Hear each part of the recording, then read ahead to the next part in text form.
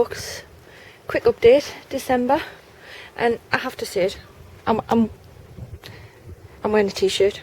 It's so warm, it's ridiculous. I'm sure it feels about 15 degrees, and it's just said on the radio that today is the warmest day in December since records began, which probably isn't good for the planet, but could be good for us vegetable growers. The leeks took a bit of a hammering in the wind, but still hanging on there. The green manure is coming up well now in both boxes, and the onions are all up, the white and the red. It took the white a lot longer. As you can see, some of them are still coming up there. Just the red ones pretty much came up straight away, and the beans are well dry now, so I need to get them collected. The garlic, the majority of them are up as well now.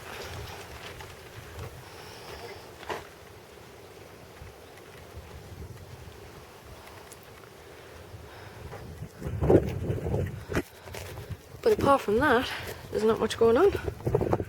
So I think what we'll do now is we'll go inside and we'll do the allotment challenge Q&A. Well, alright folks, I know you don't normally see me in front of the camera, but I've been watching everybody else's allotment challenge videos, and I thought, right, I'm going to have to bow to peer pressure. So I was tagged by Diggerdooleys allotment. You'll find a link to her channel down in the description, and I'm just going to jump straight in and start answering the questions. So question number 1 was, how long have you had your allotment for? Well, I don't have an allotment. I just grow in our back garden at the minute. You'll have seen Lat's allotment on our channel. So I do have the option to grow at Lat's allotment if necessary, but we don't have one ourselves yet. Number 2 was, how long did you have to wait for your allotment? Well, we're still waiting, and we've been on the waiting list for approximately 2 years now, so, but it's a big list. I think the last time we looked we are number 19. So question number 3, where did you learn about gardening? Well, I first learned bits about gardening as a bairn from my nana. She, like we do, she grew in our back garden, and she always did do stories my mum's told us from when she was a bairn. When she was little, my granddad would be off at work. My nana didn't have any money to go get food for the tea, so she used to pull my granddad's tatties up, right, the plants, pull the tatties out of the soil and plant the plant back in the garden. And my granddad used to go nuts thinking that he had really poor crops, when really it was just my mum and my nana stealing them.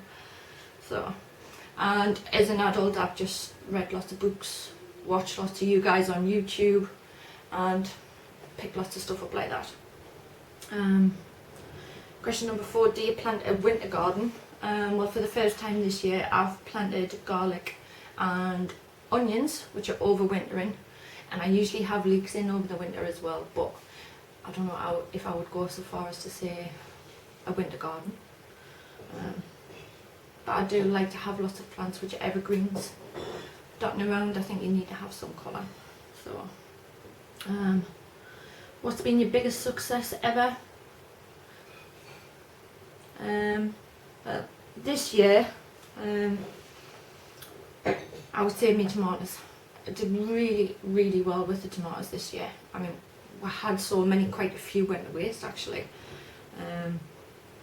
which is never a good thing, but absolutely cracking for tomatoes this year.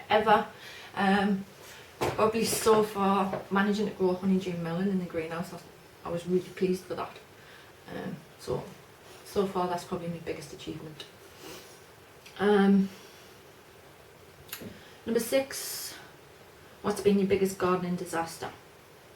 Well, this year I attempted to go mulai, which is a Asian radish, and that was just a complete disaster. They started to grow, but they just didn't do anything.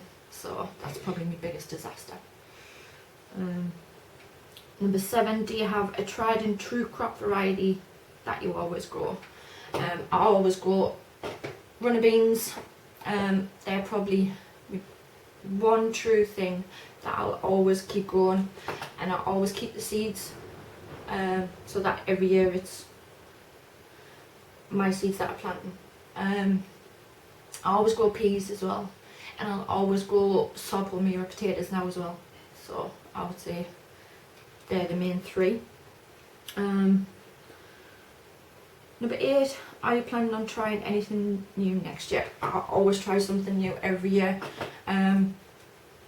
This year I was growing sweet potatoes, which I wouldn't say was a success, but it wasn't a failure either. Did get some. We are in the northeast of England after all. The year before was the honeydew melon, and that was a success. I managed to get quite a canny couple of them, so that was good. I'm not sure what next year is. I haven't quite decided yet. Me thinking is I'm going to try and grow a giant tomato, like Dan did this year. And I've been having a look through Thompson & Morgan's seed catalogue, and I quite like the look of Gigantamo, so maybe have a go at that. Question number 9. How do you preserve your crops? I do a lot of freezing and a lot of pickling, as you've probably seen in the videos. And that's the main 2 ways. Potatoes, I don't like to freeze potatoes generally. I think it goes really horrible, but I've just stored those in Hessian sacks. Now we've got the second kitchen in place. That's going to be like fish preparing vegetable storage room. So I'm going to try and store carrots in sand and things like that as well. But parsnips get frozen, and beans get frozen, peas, etc. Beetroot gets pickled. So, and what's your favourite meal to cook with veg from the plot? Now that was a really difficult one, but if I had to pick one, I would probably say vegetable soup. You can't go wrong. You chuck everything that comes out the garden into a pot, put some water in, put some lentils in if you like, some dumplings, and off you go, and it's just fantastic. I don't think there's much better. But that was a really hard one to choose, because there's so many nice things you can make with vegetables out of your plot. So, but there you go. I probably won't do another video till January now. It's only like a couple of weeks ago. So I hope everybody enjoys their holidays, and I'll see you next time in Mrs. Doyle's garden.